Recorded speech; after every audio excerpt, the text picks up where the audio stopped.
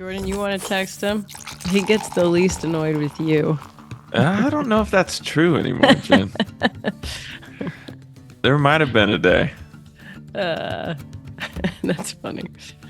Well, Well, look who decided to join us tomorrow. Tomorrow, Harry. On No, the road. I was on a call with Bud Dunn, and it got to be like 2:50, and I was like, "Shit, I don't have time to go home." So you know what? I'm doing podcast al fresco from Postino's Wine Bar. al fresco. Mosquitoes. Al Nice. fresco. So Jen, next time you do it in a coffee shop, and if I give you shit for it, just say, "Hey, remember when you were at Postino's?" I'm going to queue it up just in case on my phone, this very Yeah. pod, and I'll just press play. I'll put it in front of the camera and I'll press play. So, Yeah, I have Rye screaming bloody murder in the background. I'll just bring him in. just listen. silently bring the baby in. All bets are off today, Jordan. No rules apply. Bianca, if you want to go out in your backyard with your cats and your turtle, no problem. That noisy turtle. That noisy tortoise of yours. All right. Well, anyway, I would like to welcome everybody to Real Net Radio, podcast where all your dreams come true. I am Harry Shoemaker. We have Jen Litz-Kirk on the line. We have Bianca Bruno on the line, and we have Jordan Driggers on the line, our beer editors.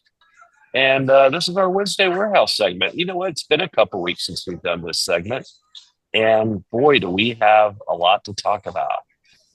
All right. Well, yeah, like Harry mentioned, we have some topics queued up over the last week. Late last week, we got the big news in Cali in AB. AB was moving its Spirits RTD brand rights in California from RNDC and its independent wholesalers to Southern Glazers Wine and Spirits. And then, Cutwater rights in Hawaii would also transition to Southern. Recall, of course, Cali is a special case because AB1, the branch, can't distribute its own spirits brands in California and had thus assigned brands like Cutwater to RNDC. But again, the indie AB wholesalers in the state did have Nutrl and lost it in this deal. AB kind of tried to play down that part of the announcement. So anyway, time for us all to opine about this, but needless to say, it was an unprecedented move, and AB wholesalers were pretty upset in the state and beyond because of the potential precedent that it could set. Thoughts? I have a lot of thoughts, actually, if that's all right. Yeah. Thoughts welcome. Okay. So, since this happened, I've attempted to put myself in AB's head on this matter, because clearly they don't think they've done anything wrong. And I just wondered why. And so, to be clear, this is not in defense of AB. It's just kind of where my mind wandered and trying to understand their thinking. So I guess break down some walls first. And if we took away franchise laws in the US, what do you think would happen to the distributor landscape? It would be interesting, right? Like, what do you? I think Jordan thinks everybody would go to Reyes. I mean, I don't see everybody flocking to Southern. No. No. I mean, Right. I see a flight from Southern and RNDC who don't have franchise laws. But yeah, go ahead with your thesis. I'm curious. Yeah. So, regardless of who they're flocking to, we all kind of in the same opinion that there would be flocking. And that's basically what's happening in California right now, where there are no franchise laws. So it seems plausible for suppliers to circle California nowadays and say, hey, we're going to make unique moves in that market given the circumstances of what's happening. And they might very well mean it if they say, hey, we're doing this in this market alone, based on what's going on there. Now, jumping from there, AB hasn't said this, and I doubt they ever publicly will, but I can totally envision behind closed doors the deflection of, whoa, why is everybody jumping on us? We pulled one single brand. Constellation pulled their entire company from these distributors and arguably kind of lit the match for what we see today in the state. So direct your ire there. Yeah. And then the key question, I think, is how much more do you believe RNDC will lose in California, and how much of that will Reyes pick up? Because I feel like the conversation has predominantly been on RNDC imploding and not as much on Reyes growing, getting these massive spirits brands. So if you feel that RNDC does essentially become REYES, then, think about the middle tier in that market. Because on one side, you have this massive, massive beer, wine, and spirits distributor in Reyes. And on the other, you have a big distributor in Southern Glazers, a big spirits distributor, and then AB wholesalers. So is that non-Reyes side better off competing by being split between beer and wine and spirits, or does it make more sense for them to unite? I have no idea. I don't know if anybody really does, but maybe that's what AB and Southern Glazers are trying to figure out. Yeah, I think you're right on some of those points. A couple of things that I think need to be pointed out. One is I'm not sure that AB understands. Let me restart. Southern gives a good pitch. This is what I'm hearing all over the industry. They're really good at pitching, and they obviously gave a good pitch. Okay. The problem is that their route to market, particularly in California, they don't have the scale to truly support a canned RTD to go in the places where canned RTDs can go in California. And, C-stores can sell spirits in California. Now, I understand that not all of them are licensed to do so, but there are a good amount of C-stores in California that can carry these RTDs. Southern does not cover those. They do not merchandise grocery stores as much as the AB network does, for instance.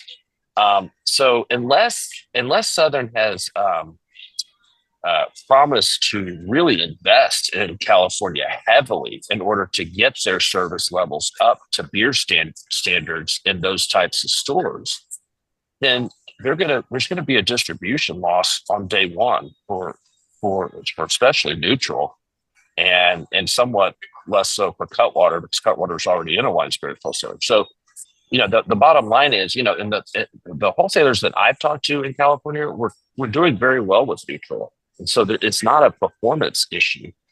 What I think is that Southern made the pitch, but it was contingent on getting both, because they need that scale in order to make it worthwhile to start servicing those accounts the way a beer wholesaler already does. I also think, upon belief and talk, unconfirmed, but Southern probably paid them some money up front, and maybe it's not just paying AB, but maybe that's investment up front into those brands. And they also very likely took a smaller margin than the beer wholesalers were willing to take. Number three, I also think that AB, even though they're in the same boat, they have branches in California. They're in the same boat as their independent brothers and sisters. They're not happy with California AB's performance. They compare a wholesaler in Southern California with a wholesaler in Tennessee, and they're like, why can't you do what Tennessee does? And it's just a different market. And AB has lost 20 share points over the last 10 years in that market, and it's just a sad reality. That argument does weigh very thin when you consider the branches are there too, and they've lost just as much share. So I don't, if there is angst in AB headquarters against those wholesalers, and this is a way to leverage that by saying, hey, we can take this away, and if they kick ass with it, it's going to make the indies look bad, right? And it also, is it a message to wholesalers in other states saying, hey, you did this in California, we could do this to you. Let's you better step up. I don't know if that's the thinking. It seems not like what partners should do. The whole thing, let's grow together, let's be partners together. I, in my conversations with brass at AB. I mentioned that what about the collateral damage it does with your relationship with your entire network over the entire country, forget California. And I never, really got a proper response to that, other than it was the right business decision. I know that Brendan told the wholesaler panel that it was 100% his decision. And so he's taking ownership. I think Samcom's going to be interesting in January. Mm-hmm. I don't know. Their wholesaler panel meetings, we'll probably get some feedback coming soon from whatever happened at their panel meeting, but it could have been great. I think personally, it was a poor business decision for the reasons I outlined. I just don't, Southern's a great company. No shade on them. They do foolproof wine and spirits very well. Cans move faster. They have slimmer margins. They have to be cared for. There has to be people in the account filling the shelves more often. Wine and spirits don't move that fast. You can go into an account once every 2 weeks and that's fine, right? And cans, you got to be there 3 times a week to refill the shelves. The store's not going to do it. And nothing kills sales more than out of stocks, because last I checked, by the laws of Newtonian physics, you can't buy a product if it's not on the shelf. You can't. And not only that, and the consumer's even looking for that Cutwater and it's not on the shelf, they'll pick up something else and then they might like it and just never buy Cutwater again. So an out of stock is a double whammy as far as hurting a brand's integrity. That's, that's all my narrative on it.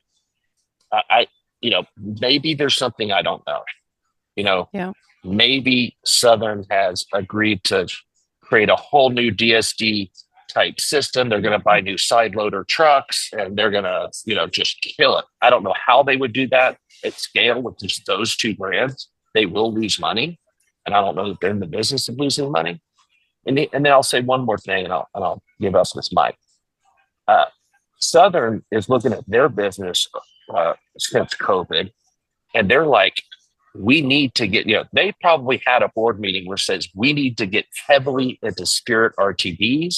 We need to invest. We need to do it now because our foolproof business is in the tank. Remember, these people have been growing their business for 20 years. They're used to growth. And after COVID, when the growth no happening anymore, they're sitting on heavy inventories and they've never had to deal with that before. And so it's interesting because the beer guys are looking at spirit RTDs, to save us, but so is Southern and Breakthrough and RNDC. They're looking to that. Everybody's looking at that business. And so everybody wants it. And so maybe Southern, in the words of the Godfather, maybe they made them an offer they couldn't refuse. Yeah, no, I agree. I think there might be something to this that we don't know, to your point, because I just don't see how this makes sense at all to violate the trust of your wholesalers. And, it's a little different from what Constellation did because Constellation completely divorced those wholesalers, right? Where AB's trying to split the baby.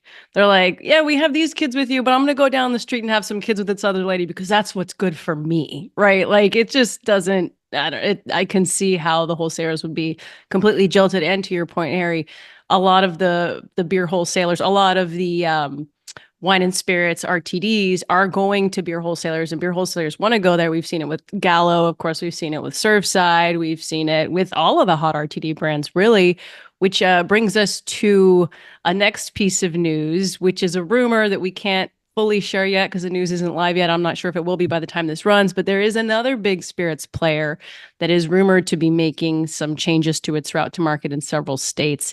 And at least in some cases, they will be going to beer wholesalers, right? So we should know more later this week, but this trend does continue on. And in a little bit, I will talk about our wholesaler survey and the fact that in 2 years, beer wholesalers told us basically they do expect to be selling a lot more RTDs, especially spirits RTDs, and of course, NA and less traditional beer and less craft specifically as well. So shall we move on to the next points, the next stories? William Grant's son. Is there something you'd like to say? Is it William Grant? No. That's what I've been hearing. Okay. Well, maybe, but it's bigger than that. Yeah. Oh, okay. Okay. All right. All right. But not really. Okay. That's a terrible analogy. I threw them. I think, Perfect. yeah, construction head. Yeah. Yeah. Wow. You guys are really throwing some riddles at me. But you know It's what? just it's I'll just wait and see what happens it's also with in the your rest of you. inbox. There's a huge hint. So anyway, moving along. Okay.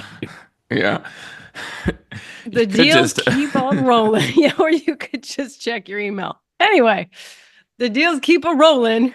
We reported today that in our backyard, large Molson Coors Constellation Spirits House, Andrews Distributing has an agreement to acquire Southern Distributing in Laredo, which now makes their sixth hometown location and the largest beer and spirits wholesaler in the state now with 45 million cases, which is crazy. And it also solidifies Andrew's South Texas division along with its Corpus Christi outfit, and the deal is slated to close in Q3.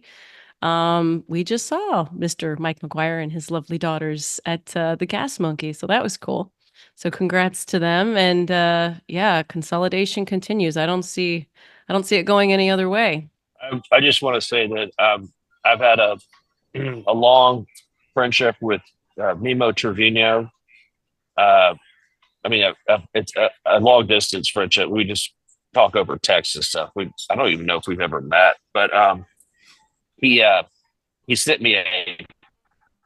He knew that I was into Master and Commander was books by O'Brien, Patrick O'Brien, and he sent me a limited edition print of one of their covers that's framed in my office. It was framed upstairs before they started tearing it up. But Nice. anyway, I'm glad to see that they got their payday. They deserve it. That was a hard business down there in the valley and Laredo. And anyway, sorry to see them leave the business, but if anybody's going to buy it, I'm glad it was Andrews. Yeah. Keep it in the state. Keep Texas great again. That's right. Keep Texas, Texas. Yeah. All right. What's next, guys? Busch Light Apple craze. Should we move on to the Bapple, the Blapple? I prefer Blapple. Bapple yeah, I sounds. kind of I like don't know. Blapple too, but it is Bapple. Who makes these But things? yeah, after a 3-year hibernation, AB brought back Busch Light Apple for a limited time this year, starting in late last month.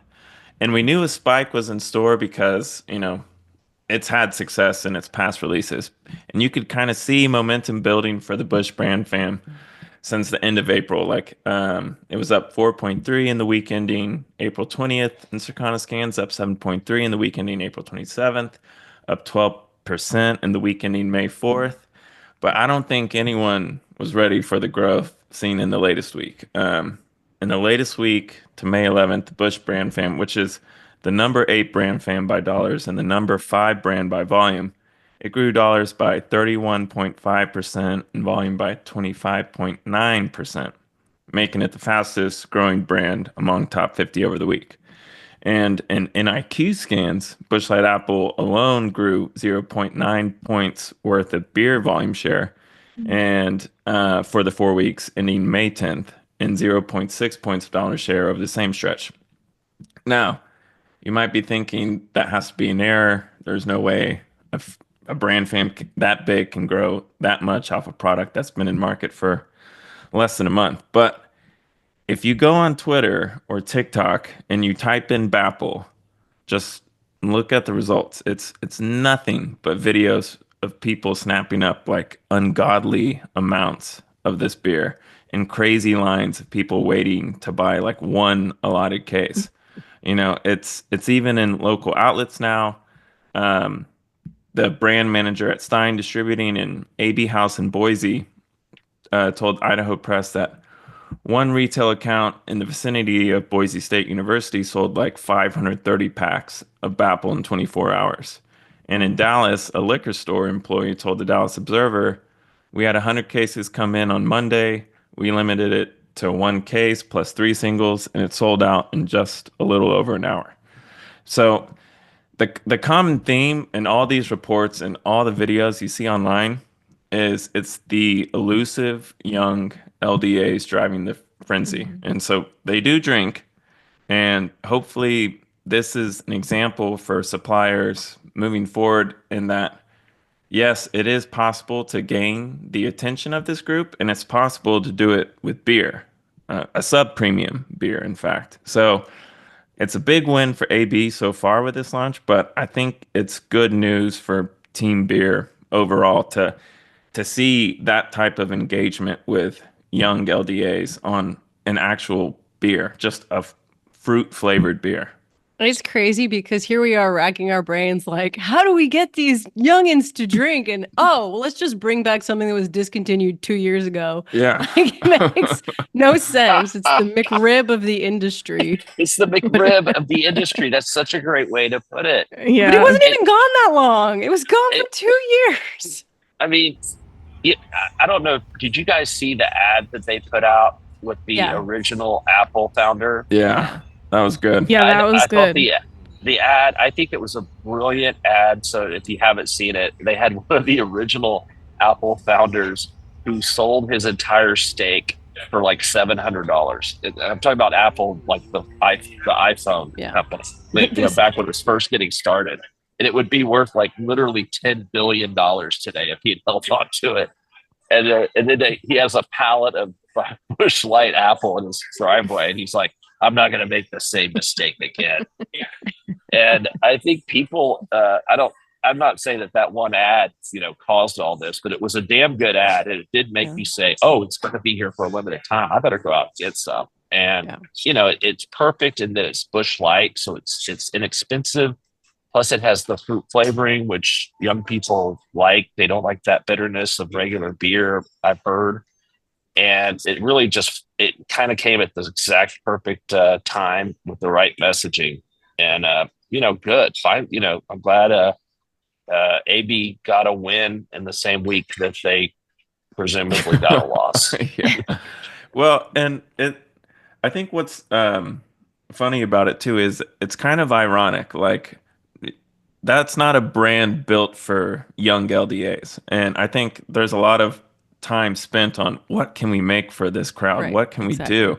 And you're able to just make an apple flavored beer off one of your sub premium brands, and it just blows up. So it's kind of ironic, and it's not really pushed towards them. It just kind of organically happened. And I think, maybe that's something we need to pay more attention to, is instead of trying to force feed that demographic, coming up with new ways to build on your already, legacy awesome brands. Yeah. Just market what you have. Yeah. Well, and also, the one thing that I will say about that generation having a couple of children in it is that they can smell inauthenticity a freaking mile away.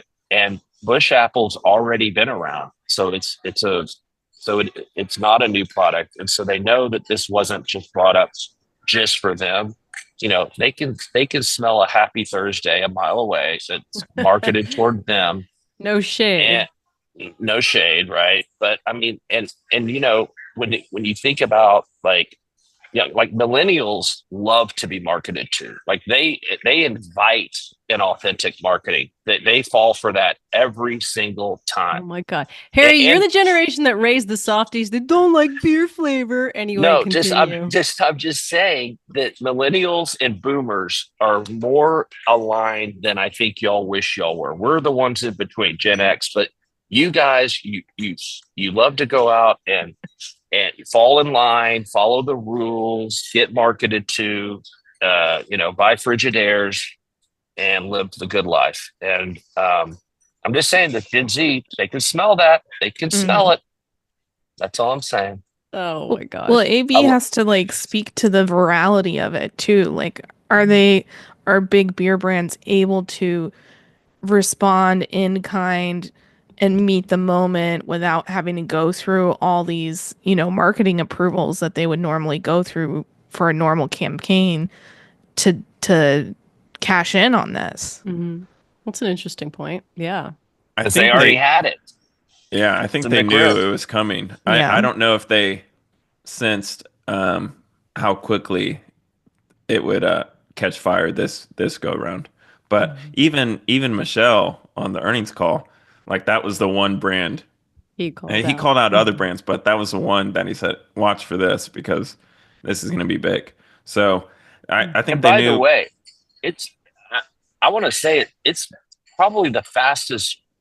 It's the fastest growing new like brand extension that I've seen in years. Oh yeah. Like I can't even think of one. There's it nothing was- like this. It was like the size of Pacifico in the last week. I Right. was like, Jordan, I don't know if we should let me double check with Scott. Let's kind of caveat this here just in case these numbers are wrong. Like it's insane.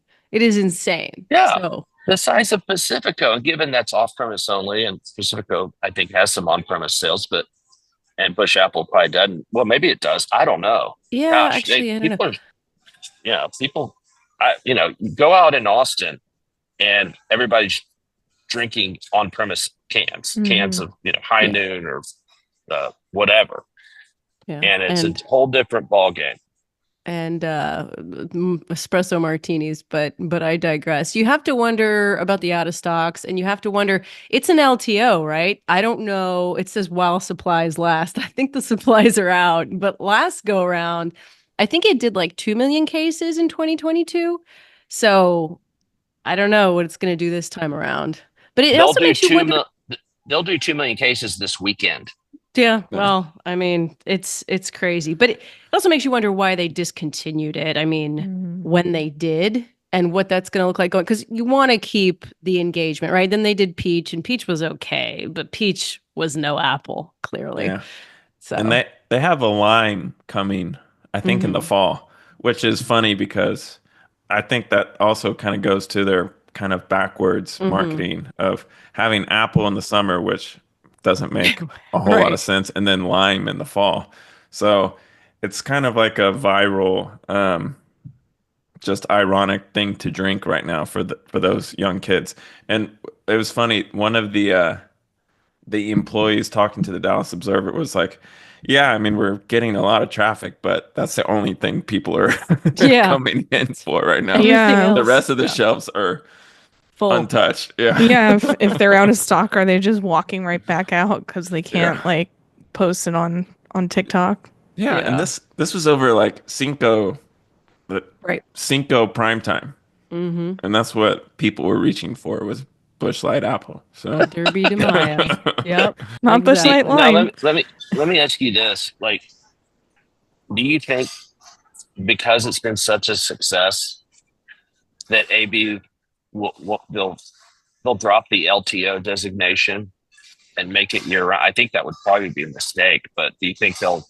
That seems like something that a big company would do. I think they got to show some restraint here and maybe just do like an extra million cases every time you bring it, and then take it away, break the wrist and walk away. Make it like a pumpkin beer where you start making it in July, for Halloween instead of. Remember when pumpkin beer was huge, then everybody just kept extending the period. We're going to start making it in January. January. No, but even before they discontinued it, I talked to wholesalers that said it was huge for them. So, they've discontinued it before when people still definitely wanted it. But this is, a completely different animal. At least to your credit, Harry, you guys did raise a generation that understands irony. And we clearly didn't, because we lapped up. You're welcome. Alanis Morissette shit. So anyway. No. Isn't it ironic? Isn't it ironic? Go ahead, sing the whole song. Well, I don't know about you guys, but I feel like I need a hit. So Bella, oh my God, Bianca, Bianca, can you give us the latest with hemp news? I like that intro, Jen. That was good. Let's start this segment with hemp is gonna save us all. Hallelujah. So, well, not my home state, but your home state in Texas, SB3 out of the Senate still hasn't passed. I think much to Lieutenant Governor Dan Patrick's dismay. It did not sail through, at least in the House, like they expected. It did pass through the Senate, I think a couple weeks ago, but this week it's being considered in the House. It was on the table yesterday. It got kicked down the road a couple times, and then they convened today. They were back in session. Not totally clear if it'll be heard today. They were discussing some other things related to other big issue items like abortion. Texas doing Texas things. They will be back tomorrow and Friday, so it could be heard this week. But as of right now, they haven't voted on it. The House has its own version of Senate Bill 3, which is much more relaxed. It contains some provisions that would allow, hemp drinks, I believe up to 10 milligrams, but it would get rid of other things like smokables, a couple other, products that they don't want on the shelves. And the anti-hemp people of course think that's too much of a concession. They don't want any hemp at all. They need to get over it. Beverages are different inherently. We all know that. They're heavy relative to their price. They're regulated if they ran it through the TABC. Yeah. And it would be instant tax collection. With these smokables and edibles and all this other bullshit, that, there's no system to collect. There's no chokehold to collect the taxes or to regulate it. And they'd have to create a whole new agency for that. And so to me, that's my take on why beverages should be considered different than the other thing. Dan Patrick seems pretty hell-bent on this, though. Didn't he say, I think I read somewhere that he's like wanting to call a special session or something if this doesn't go through. He's really digging in his heels here. That would be, I think, a pretty big blow to the hemp industry, or to the intoxicating hemp industry too, because we got this report from Pillar LA, and they work with some of the companies like the Cheech and Chong brand and others. And they had some quick stats this year. And one of them was that like 60% of the Intox hemp beverage sales happen in the Southeast and Texas. Did I say 60%? Yeah, 60%. So Texas is it's funny that they include Texas in the Southeast, but anyway, it's a huge market for it. Overall, they also said it was about they did 400 million of these beverage sales last year. So 400 million worth of Intox hemp beverage sales. That's a lot. Oh. Well, you go ahead, Jordan. No, I was going to ask you, B, when does legislature pack up? June 2nd. So they've got a couple weeks. It's it's crunch time. Clock's ticking. Yeah. I imagine if it doesn't happen by Friday, that'll really take the wind out of the sails with it. Because it's like, then they're going into a holiday weekend and they'll have to make it happen within a few days. So it's interesting. I mean, Dan Patrick did say if they don't pass it, he thinks they need a special session. So I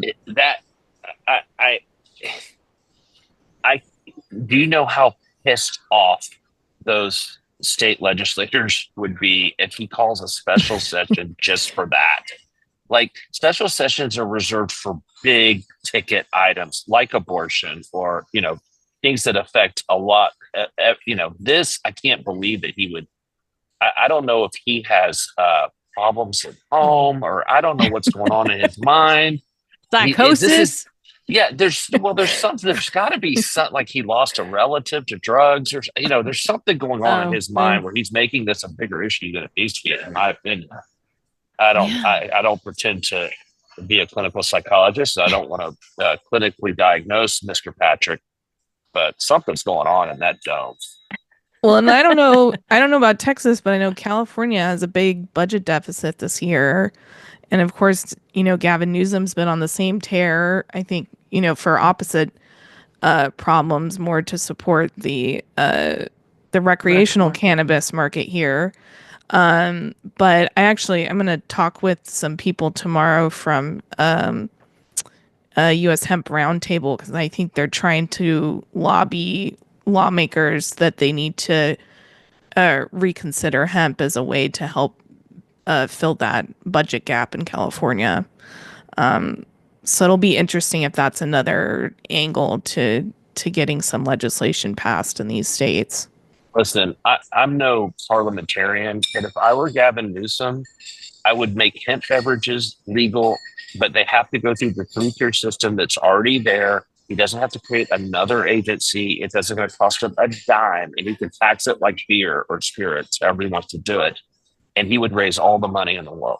But instead, he's going to put it through the dispensary because he doesn't understand that the product is heavy, again, and he doesn't understand that dispensaries aren't set up to distribute this heavy stuff or to store it in their dispensaries or to serve it cold. You know who is licensed to serve things cold? Liquor stores and grocery stores in California. Remember, California grocery stores can sell liquor, and it would just be so easy to cap it at 5 or 10%. But nobody asked Harry how to balance. Nobody budgets. asked you. Damn it. No. Or those AB wholesalers who were very, very ready and willing to take that on. So Yes. yeah. They could do a new brand. Screw Cutwater. Yeah. I mean, trust me, if Newsom did that, it would. Who cares about Cutwater and Nutrl? It would solve all of those AB distributors' problems because Reyes won't touch it. Yeah. Well, yeah, we'll see. But yeah, for now.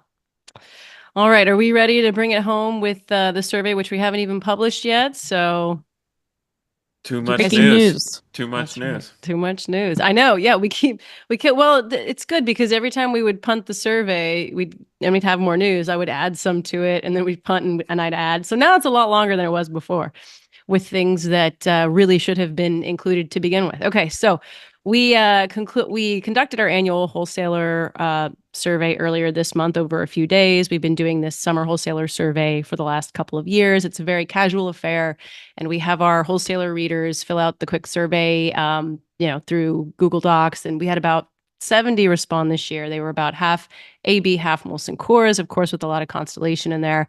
I'll give you some top level findings. First of all, not surprisingly for anybody who's been following the news, overall, we've got slightly less upbeat sentiment than last year's summer survey responses. For example, 53% said they were not really confident about their BevAlc business this year. Another 41% said they were somewhat confident, and only 7% said they were very confident. That is much less bullish than last year. In 24, only 29% said they were not really bullish on their total BevAlc business. Another high-level factor, imports seem to have ceded just a little bit of focus to core brands compared to last year. We asked what segments they're investing in most, and 42% of wholesaler respondents answered core this year, followed by imports at almost 16%, FMBs at 11%, canned cocktails at 11%, and spirits at 9%. Last year, core and imports were both tied for top investment levels at around 32 respondents each. 32% of respondents each saying that they were investing the most in those cohorts. So, of course, imports are getting a lot less focused than they were last year, according to this. We had this year, which was a new thing, we had a lot of future-looking questions, medium term, like 2-year term. So we asked, how confident are you in the health of beer and BevAlc for the next 2 years? Half said somewhat and half said not. We also tried to gauge what they expected to be selling more and less of over the next 2 years. And at a high level, this is a very high level, distributors expect to sell, as I mentioned before, more spirits, no surprise, and RTDs of all kinds, but especially spirits RTDs in the future, as well as NA, often, but not always, in the form of intoxicating hemp. And they generally believe they will sell less traditional beer into the future. They name-checked Bud Light a few times there, and craft, and they specified craft a lot too. And then, I just wanted to offer some write-ins that people offered because those won't make it into the print version. On random thoughts and pressing issues, obviously there's a lot of existential angst out there. We've been talking a lot about whether alcohol is facing structural headwinds or just sort of a blip. Respondents are worried about the health of the category. They're worried about the economy, and they're worried about younger people drinking less. Nothing new, right? To a lesser degree, they're also worried about, some of them, private equity's involvement in the middle tier. They're sucking all the fun out of it. One said, "We've pencil whipped the fun out of this industry. Private equity is destroying the fun family environment that drove the beer business to great heights in the name of increasing EBITDA." Them's the breaks. There's also a faction that believes beer as an industry is not doing enough to directly counteract the pervasive anti-alcohol messaging out there. A couple of responses again. One said, "None of our supplier leaders are stepping up and out and addressing the health of the industry. All we hear about is how American we are and patting ourselves on the back for supporting the military." Fred Mack gave an insightful presentation at our state meeting, a supplier CEO thinking forward on how we work together and win. Another person said, "The BI, MBWA, and BA must unite on a long-term strategy to address the ongoing threats to alcohol. The industry misses this on this critical long-term strategic issue." So that's a super high-level view of what our 70 wholesaler respondents said in this year's summer survey. Nothing too shocking, but I think it also validates and sort of puts a finer point on some of the topics we've been discussing. I want to point to one thing that Brandy Rand said at Binge's conference last week in Chicago. And I happen to agree with it wholeheartedly, that she does believe that beer is very well positioned to be the alcohol of choice for the younger generation because it is low ABVs and it's natural and it's cheap and it kind of fits all the buckets. If any of it, I think that's why hard spirits are doing so poorly in wine. And I think I think Busch Light Apple is the first stone that's been thrown in this direction. I think that's the first data point that we can look to. Beer can, given it is flavored beer. But I really do think that traditional beer brands can make a comeback. They just need to be imaginative. They need to think, I hate to say this again and again, but there needs to be imaginative marketing. And we just haven't seen imaginative marketing. I was watching TV last night with Jessica, our own Jessica. And a Dos Equis ad came on, and it was a quality shot, meaning we used to call it a pour shot, meaning all they showed was a frosty glass and a Dos Equis pouring in slow motion and all that. Yeah, that when you make a pour shot, which has been done for literally 50 years, it's when you run out of ideas. If you run out of all ideas, you can just go back to the quality pour shot. And yes, it is effective. Like it made you want to drink a beer. Like when you see it poured in that slow motion, it's golden and it's, it had tagine on the rim and lime and blah, blah, blah. That's when you run out of ideas. We've got to bring back a most interesting man level type marketing to get these. Again, you can't be direct marketing to these people because they can sniff it. But it's got to be something that's ironic enough or bougie enough or over the top enough that they, if they're bringing chickens into the matrix, that's into the, what's the movie called? Minecraft? Yeah. If they're bringing live chickens into the Minecraft movie and they're wearing a suit and they're throwing popcorn everywhere. I mean, this is the mindset that you have to market to. And nobody predicted that movie was going to do well. Nobody. In fact, the reviews were terrible. It was terrible. Who loved it? Gen Z loved it. Terrible. See, Bella loves Minecraft. Listen, if a millennial hates it, then we know that it's Here we go. Here we go. And look, I'm not shading. I love millennials. No, you don't. I've wanted to be one all my life. What are you talking about? No, it's you the best didn't. generation.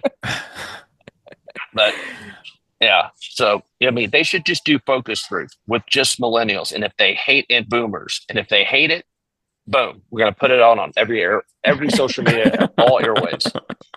If a millennial hates it, it's gonna do well, and I think that's why the beer companies haven't done well, because these millennials running their marketing and they play it safe. But I don't know. I'm just generational bashing. Yeah, you are.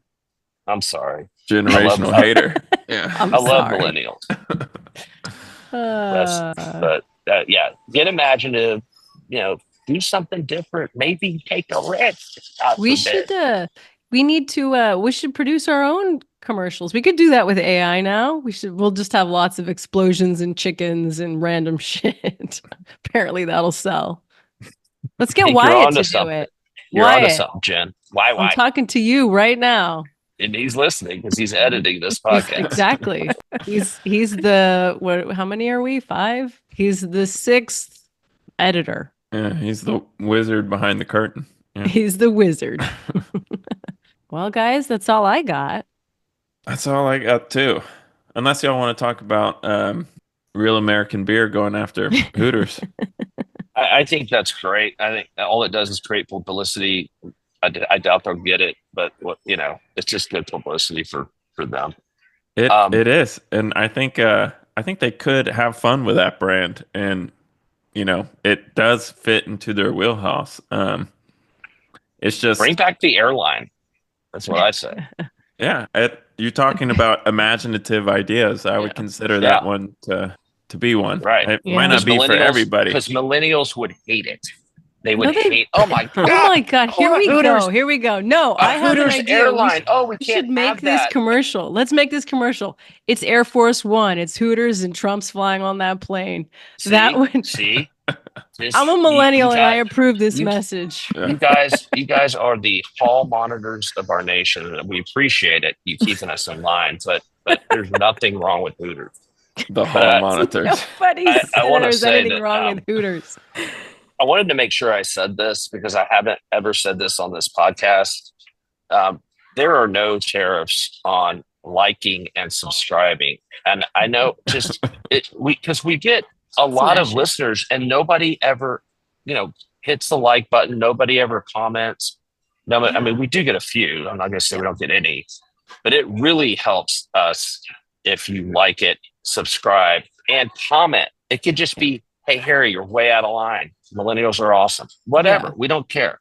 Just do it. Yeah. And also, and rate it. Rate it 5 stars on every 5 platform. stars. Yeah. You don't have to rate it 5 stars. Just rate it. Fine. Just rate it. Yeah. Rate it 1 star. We don't care. No, it doesn't matter. It doesn't matter what stars are ranked. It just increases engagement. And then because a lot of people want to see the podcast. They just forget about it because it doesn't show up in their feed because they haven't liked it. And so that's, you want more of this juicy content. It's good. Go ahead and smash it. Smash it like the millennial bashing that goes on this podcast. Right. Smash it and bash it. I want to end this by saying that I do love millennials. A lot of this is shtick. And so thank you for being on Wednesday Warehouse. And we got some interesting guests coming up, not your normies. We're going outside the box. Probably next week, we'll see. But somebody who you've never heard from, and it might be an up and coming brand.